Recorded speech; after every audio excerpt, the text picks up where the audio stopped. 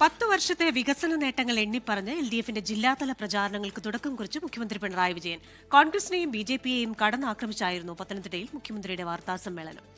ശബരിമല വിഷയവുമായി ബന്ധപ്പെട്ട് മുഖ്യമന്ത്രിയോട് ഇന്ന് ചോദ്യങ്ങളുണ്ടായി. പക്ഷേ ഈ സ്വർണ്ണക്കൊള്ള വിഷയം LDFന് തിരിച്ചടിയാകില്ല എന്നാണ് മുഖ്യമന്ത്രി ഇന്ന് വ്യക്തമാക്കിയത്. തിരുവല്ലയിൽ നിന്നായിരുന്നു മുഖ്യമന്ത്രി പിണറായി വിജയന്റെ തിരഞ്ഞെടുപ്പ് പര്യടനത്തിന് തുടക്കം. LDF സർക്കാരിന്റെ കാലത്തെ ഭരണ നേട്ടങ്ങൾ ഓരോന്നായി മുഖ്യമന്ത്രി എടുത്തു പറഞ്ഞു. ആരോഗ്യമേഖലയുടെ നേട്ടങ്ങളിലൂന്നിയായിരുന്നു മുഖ്യമന്ത്രിയുടെ വാർത്താസമ്മേളനം. സാധാരണക്കാരോടുള്ള LDF സർക്കാരിന്റെ കരുതൽ ഏറ്റവും വ്യക്തമായ മേഖലയാണ് ആരോഗ്യമേഖല. ഇവിടെ LDF UDF ഭരണകാലയളവിലെ ആരോഗ്യരംഗത്തെ നേട്ടങ്ങളുടെ താരതമ്യം നന്നാകും.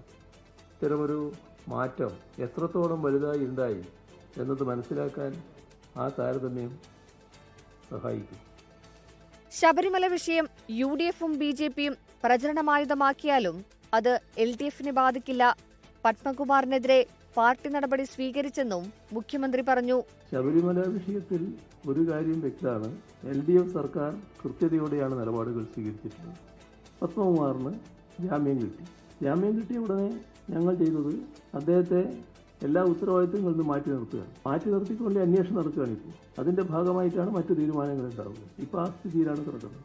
G. സുധാകരനുമായി ബന്ധപ്പെട്ട ചോദ്യത്തോട് മുഖ്യമന്ത്രി പ്രതികരിച്ചില്ല. പത്തനംതിട്ട ജില്ലയിലെ 5 നിയോജക മണ്ഡലങ്ങളിലും മുഖ്യമന്ത്രി പര്യടനം നടത്തും. 24 പത്തനംതിട്ട.